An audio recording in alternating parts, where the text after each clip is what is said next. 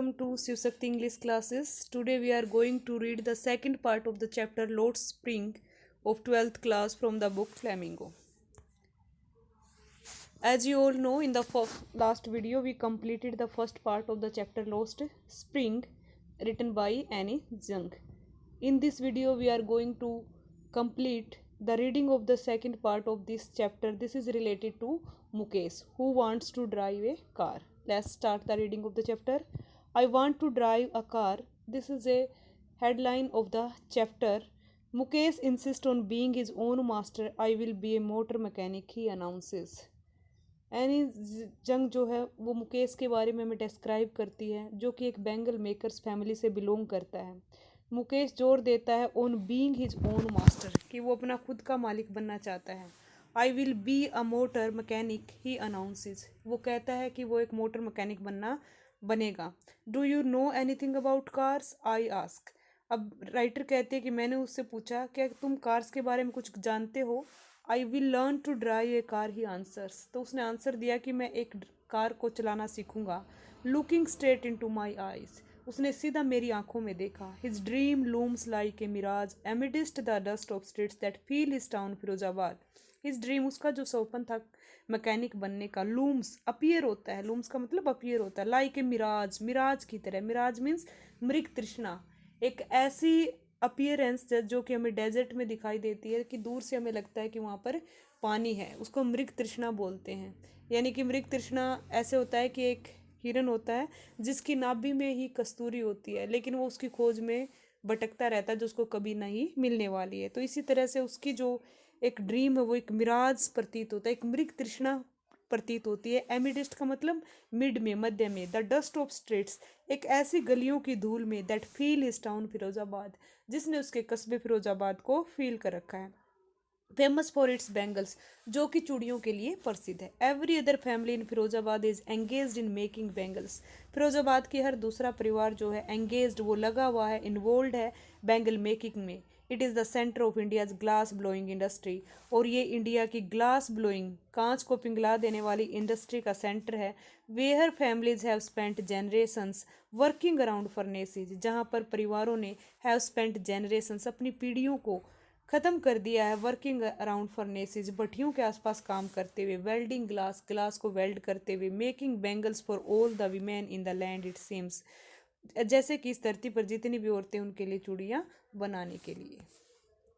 Mukesh family is among them, Mukesh की family भी उन्हीं लोगों में से एक है. None of them know that it is illegal for children like him to work in the glass फर्नेसेज.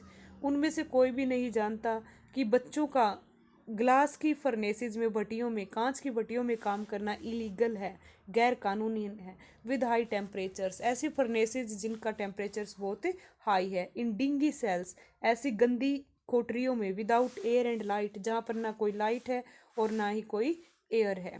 That the law, ये कानून है. इफ़ एनफोर्स्ड, अगर इस कानून को लागू किया जाए. Could get him and those 20,000 children out of the hot furnaces where they slog their daylight hours.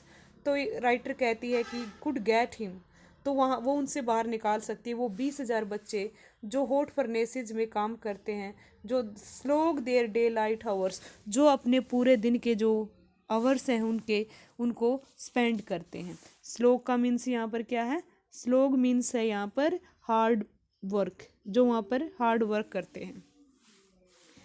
Often losing the brightness of their eyes, और प्राय अपनी आंखों की चमक को खो रहे हैं. Mukesh eyes beam as he volunteers to take me home. Mukesh की जो आइज हैं वो बीम, चमक रही हैं. बीम का मतलब चमकना. एज ही वॉलंटियर्स, जैसे वो इच्छुक है. टू टेक मी होम, कि वो मुझे घर ले जाना चाहता है. Which he proudly says is being rebuilt, जो वो बड़े गर्व के साथ कहता है कि वो बनाई जा रही है. We walk down stinking lanes choked with garbage, और राइटर कहती है कि हम दोनों फिर वॉक डाउन, चल पड़े. स्टिंकिंग, बदबूदार, लेन्स, गलियों में. चोक्ड, जो रुकी पड़ी हैं. विद गार्बेज, कूड़े करकट से. पास्ट होम्स, और हमने घरों को पीछे छोड़ दिया. दैट रिमेन होल्स, जो सिर्फ एक होल्स, झोपड़ी के रूप में रह गए हैं. विद क्रम्बलिंग वॉल्स, लड़खड़ाती हुई दीवारों के जैसे. वोबली डोर्स, हिलते हुए दरवाजे. क्रम्बलिंग का मतलब लड़खड़ाना, वोबली का मतलब हिलना. नो विंडो, जिन घरों में कोई खिड़की नहीं है. Crowded with families of womens and animals, coexisting in a primeval state, जो भरे पड़े हैं विद फैमिलीज ऑफ हुमैन, मानव के परिवारों से, एंड एनिमल्स, और एनिमल्स के साथ भी को एग्जिस्टिंग, जो दोनों एक साथ रहते हैं, एनिमल भी और हुमैन भी, ए प्रीम्यूल स्टेट, एक आदिवासी तरीके से। He stops at the door of one such house, ऐसे ही किसी एक घर के दरवाजे पर वो रुक जाता है। बैंक से wobbly iron door with his foot, banks का मतलब जोर से धक्का देना, वोबली हिलते हुए, आयरन डोर लोहे के दरवाजे को, विद हिज फुट अपने पैर के साथ, उसने एक हिलते हुए लोहे के दरवाजे को पैर से हिट किया, एंड पुशेज इट ओपन, और उसको जोर से खोल दिया। We enter a half built set, हमने एक आधी बनी झोपड़ी में एंटर किया। In one part of it, उसके एक हिस्से में, थैस्ट विद डेड ग्रास, जो थैस्ट ढक दिया गया था डेड ग्रास, सूखी घास से, इज ए फायरवुड स्टोव, वहाँ पर एक आग का जलता हुआ चूल्हा था, और which sits a large vessel of sizzling spin leaves, और उसी चूल्हे के ऊपर एक बड़ा सा वेसल बर्तन रखा गया था, सिजलिंग छन छन की आवाज़ के साथ, स्पिन लीव्स जिसमें पालक के पत्ते पकाए जा रहे थे। ऑन द ग्राउंड, और जमीन के ऊपर, इन लार्ज एल्यूमिनियम प्लेटर्स, बड़ी बड़ी एल्यूमिनियम की प्लेट्स में, आर मोर चॉप्ड वेजिटेबल्स, और ज़्यादा कटी हुई वेजिटेबल्स थी। A frail young women is cooking the evening meal, एक पतली सी यंग वुमेन, एक युवा औरत कुकिंग पका रही थी the evening meal for the whole family, पूरे परिवार के लिए शाम का भोजन। Through eyes filled with smoke she smiles, धुएं से भरी आंखों के साथ वो स्माइल करती है। She is the wife of Mukesh elder brother, वो मुकेश के बड़े भाई की वाइफ है। Not much older in years, हालांकि सालों में वो ज़्यादा बड़ी नहीं है। She has begun to command respect at the बहू, लेकिन तभी वो एक जो बहू रिस्पेक्ट करती है उस कमांड को शुरू कर देती है। The daughter in law of the house, जो घर की, the daughter in law of the house, घर की बहू की तरह। Already in charge of 3 man, वो पहले से 3 आदमियों के चार्ज में है। हर्षमैन उसके पति हैं, जो मुकेश के बड़े भाई, मुकेश एंड देयर फादर, और उनके पिता। When the older man enters, जैसे ही बूढ़ा आदमी एंटर्स प्रवेश करता है, she gently withdraws behind the broken wall, तो वो बड़ी ही भद्रता के साथ विड्रोज, वहाँ से हट जाती है, ब्रोकन वॉल, उस टूटी हुई दीवार के पीछे, and brings her veil closer to her face, और वो पर्दे को अपने चेहरे के नज़दीक लाती है। एज कस्टम डिमांड, जैसे कि वहाँ के रीति रिवाज डिमांड करते हैं। Daughters in law must veil their faces before male elders, कि जो बहुएं होती हैं उनको बड़ों के सामने, मेल एल्डर्स के सामने अपने चेहरों को वेल करना होता है, ढकना होता है। In this case the elder is an impoverished bangle maker, इस केस में जो बूढ़ा है वो एक गरीब झुका हुआ बैंगल मेकर है। Despite long years of hard labour, क्योंकि उसने बहुत सालों तक बहुत सख्त मेहनत की है। फर्स्ट एज ए टेलर, पहले एक टेलर के रूप में, देन ए बैंगल मेकर, एक बैंगल मेकर के रूप में। He has failed to renovate a house, वो हालांकि एक नया घर बनाने में भी नाकामयाब रहा। Send his 2 sons to school, और अपने दोनों लड़कों को स्कूल भेजने में भी।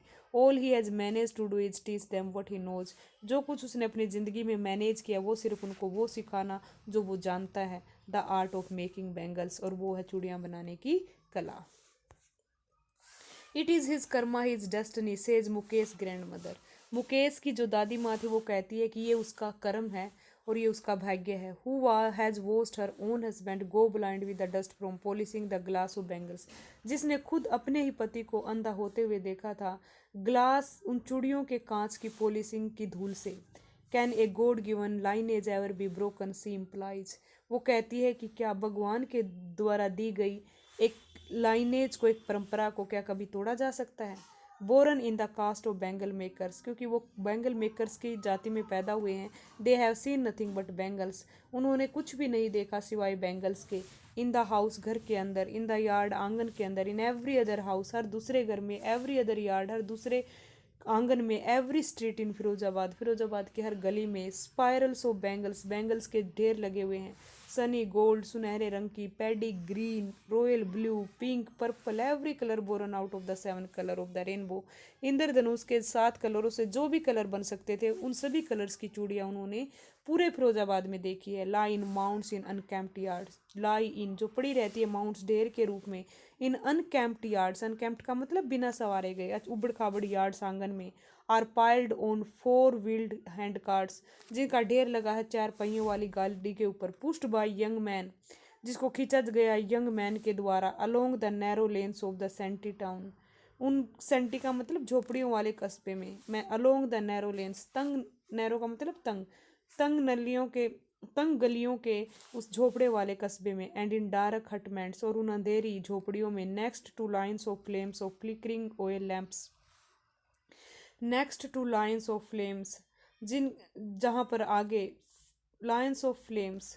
यानी कि ज्वाला लाइट की जो लाइंस थी, वो फ्लिकरिंग चमकने की, ऑयल लैम्प्स तेल के लैंप्स की, फ्लिकरिंग का होता है भाई टिमटिमाना, सिट बॉयज एंड गर्ल्स, लड़के और लड़कियां बैठे थे with their fathers and mothers, उनके पिता और मदर्स के साथ, welding pieces of coloured glass, जो वेल्ड कर रहे थे ग्लास के colour pieces into circles of bangles, bangles के सर्कल में, their eyes are more adjusted to the dark, उनका जो आंखें थी वो ज़्यादा एडजस्टेड हो गई थी अंधेरे में, than to the light outside, बाहर की रोशनी की बजाय, that is why they often end up losing their eyesight before they become adults, इसी वजह से वो पराए अपनी आंखों की रोशनी खो देते थे बूढ़े होने से पहले ही। Savita a young girl in a drab pink dress, Savita एक युवा लड़की जिसने एक ड्रैब, ड्रैब का मतलब होता है भाई बद्दी सी फीकी सी, पिंक ड्रेस पहने हुए थी, sits alongside an elderly woman, वो भी एक बड़ी औरत के साथ ही बैठी थी, सोल्डरिंग पीसीज ऑफ ग्लास, और ग्लास के जो टुकड़े थे उनको सोल्डरिंग कर रही थी, वेल्डिंग कर रही थी, as her hands move mechanically like the tongs of a machine, जैसे उसके हाथ जो हैं एक मशीन के चमटे की तरह है, मैकेनिकली वे से बड़े तेज तेज चल रहे थे जैसे मशीन चलती है। I wonder if she knows the sensitivity of the bangles, मैं हैरान हूँ कि क्या वो चूड़ियों की इस पवित्रता को जानती है, सी हेल्प्स मेक, जिसको बनाने में सहायता करी है, it symbolises an Indian women सुहाग, क्योंकि ये चूड़ियाँ जो है प्रतीक हैं, सिंबल हैं इंडियन वीमेन्स सुहाग की, ऑस्पियसनेस उसकी पवित्रता की, इन मैरिज शादी के अंदर, it will dawn on her suddenly one day, it will dawn on her ये एक दिन उसके ऊपर आ जाएगा अचानक से, when her head is draped with a red veil, जब उसका सिर जो है ड्रैप्ड ढक दिया जाएगा एक लाल रंग के पर्दे के साथ, her hands died read with Hina, और उसके जो हाथ हैं उनको डाई कर दिया जाएगा लाल रंग की मेहंदी के साथ, and red bangles rolled onto her wrist, और लाल कलर की जो चूड़ियाँ हैं वो उसकी कलाइयों में घूमेंगी, she will then become a bride, तब वो एक दुल्हन बन जाएगी, लाइक द ओल्ड वीमेन, उस बूढ़ी औरत की तरह, बिसाइड हर जिसके साथ वो बैठी है, who became one many years ago, जो सालों पहले एक दुल्हन बनी थी, she still has bangles on हर,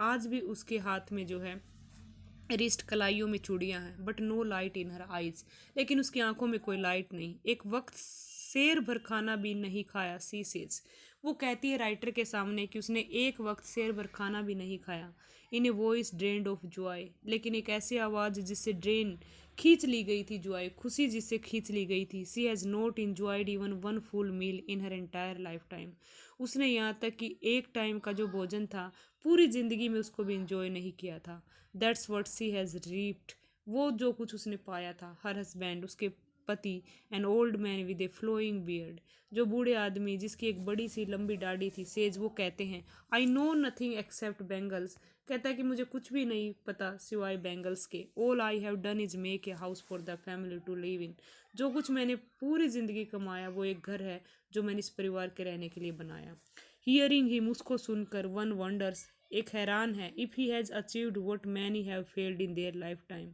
जैसे कि वो उसकी अचीवमेंट थी जो दूसरे अपनी ज़िंदगी में प्राप्त करने से चूक गए थे, he has a roof over his head, उसके सिर के ऊपर एक छत भी थी, the cry of not having money to do anything except carry on the business of making bangles, not even enough to eat rings in every home, और हर घर में वहाँ पर एक कहानी थी कि लोग जो है रो रहे थे कि उनके पास बैंगल मेकिंग के बिजनेस के अलावा कोई और काम नहीं था, यहाँ तक कि उनके पास खाने के लिए भी नहीं था, the young man echo the lament of their elders, और युवा जो लड़के थे वो भी अपने बड़ों की तरह लेमेंट रो रहे थे, विलाप कर रहे थे, little has moved with time it seems in Firozabad, थोड़ा बहुत जो था समय के साथ बदल जाएगा ऐसा प्रतीत होता था फिरोजाबाद में, years of mind numbing toil have killed all initiative and the ability to dream, years of mind numbing, दिमाग को सुन कर देने वाली सालों की टोयल, सख्त मेहनत के ने हैव किल्ड मार दी थी, ऑल इनिशिएटिव सारी नई शुरुआतें, and the ability to dream और सपन लेने की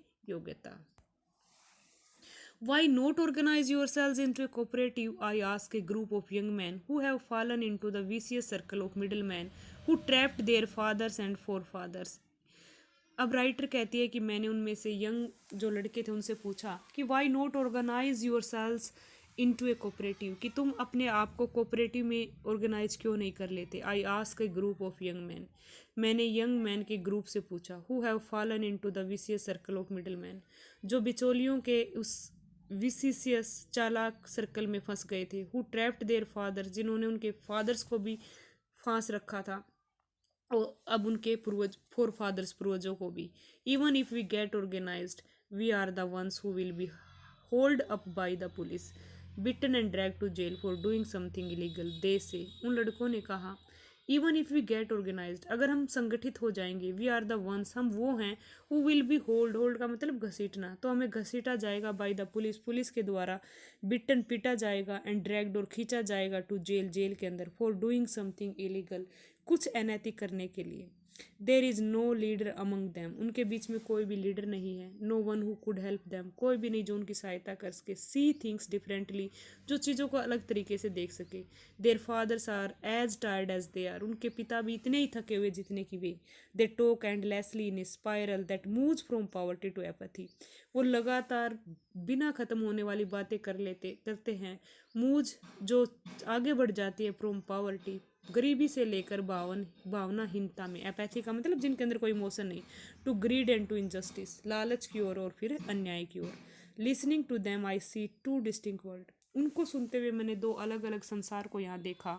वन ऑफ द फैमिली, वो परिवार जो caught in a web of poverty, जो गरीबी के जाल में फंस गए, बर्डन्ड, जिनके ऊपर बहुत सारा बोझ है, by the stigma of caste, stigma का मतलब धब्बा, उनके ऊपर धब्बा लगा हुआ है किस चीज़ का, कास्ट का, उस जाति का, इन विच दे आर बोर्न, जिसके अंदर वो पैदा हुए हैं।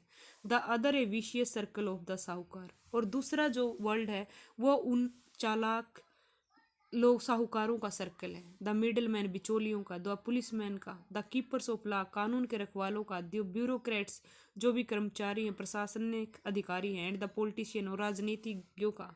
Together they have impose the baggage on the child, उन्होंने इकट्ठे मिलकर जो था बैगेज, जो बोझ है, लाद दिया उन बच्चों पर, that he can not put down, जिनको वो नीचे नहीं उतार सकता।